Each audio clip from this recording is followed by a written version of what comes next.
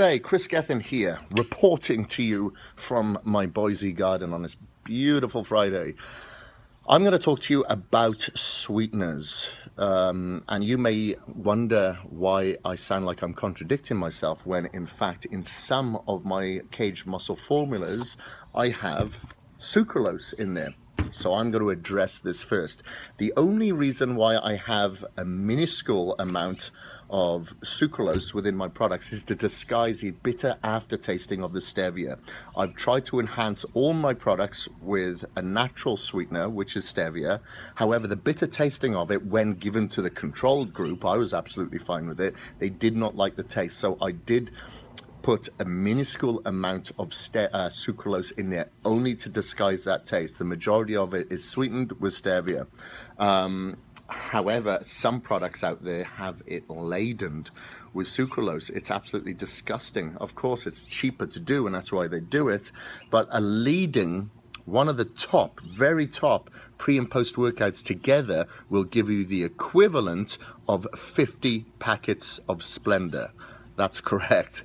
I use less than a third of just about every product out there, but I am still working on removing it altogether. But sweeteners are absolutely everywhere, especially here in the US, and there's no argument that the large increase in daily sugar intake has played a key role in the obesity epidemic. But these non-calorie artificial sweeteners, NAS, are amongst the most widely used additives worldwide. To most, they appear as healthy alternatives, but depending on the sweetener and the quantity, this may not be the case at all. Just like supplements, not all artificial sweeteners are the same, some being a lot more unhealthy than others. But what are artificial sweeteners? They are a synthetic chemical that were originally invented to mimic or replace the effect of sugar, with less or no calories, and they don't have the harmful metabolic effects than daily excessive sugar intake does. So although they have little or no calories, they do provide a similar sweetness. In fact, some are up to 100 times sweeter on a gram-to-gram basis than sugar.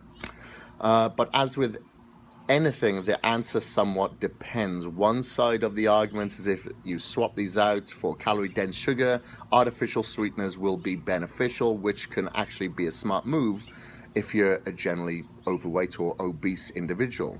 But it does not apply to people such as you or myself that have a clean and healthy eating plan already. Firstly, observational data is not the strongest. One study found those drinking diet soda often doubled their chances of getting type 2 diabetes. That's crazy when you think about it. God, I'm going to move these because they are getting hot in the sun. I'm going to put them in the shade here. Another study found the negative effects linking these artificial sweetened drinks to a 34% greater risk of a metabolic syndrome. So it must be noted, if you drink 1 to 2 Diet Cokes per month, you wouldn't become a diabetic or ill. However, long-term and regular consumption is not going to be optimal for your health. So to date, I think the most relevant and interesting research investigated artificial sweeteners' effect on gut health. And if you watch any of my videos or heard me talk before, I consider the gut, as do many experts, as the second brain.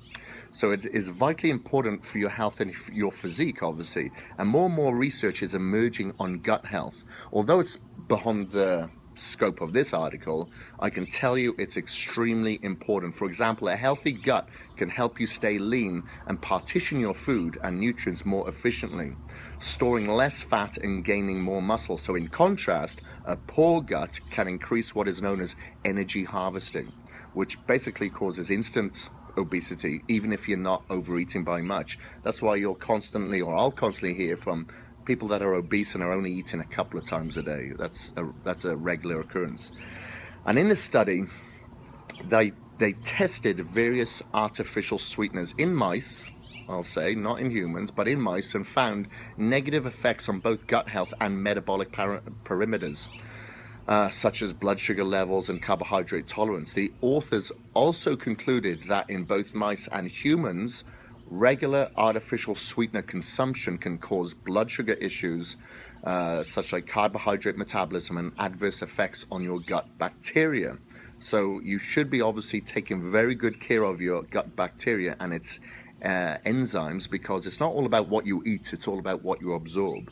So although there's still room for more research, you can see that artificial sweeteners have negative effects on your health. Even if these effects are not large, they don't appear to provide any health benefits when compared to natural sweeteners, which do have positive benefits on your health. If you've ever looked at the ingredient list of, like I said, your favorite pre-workout before, you'll be surprised by the 40 ingredient long list of artificial flavorings and sweeteners. While 1 to 2 servings a day may be fine in moderation, and moderation is always key here, some pre-workouts, like I said, have 30 to 40 servings of artificial sweeteners. That's crazy. And like I said, when you combine it with a post-workout, you've got 50 in one go. Already you've exceeded your daily allowance.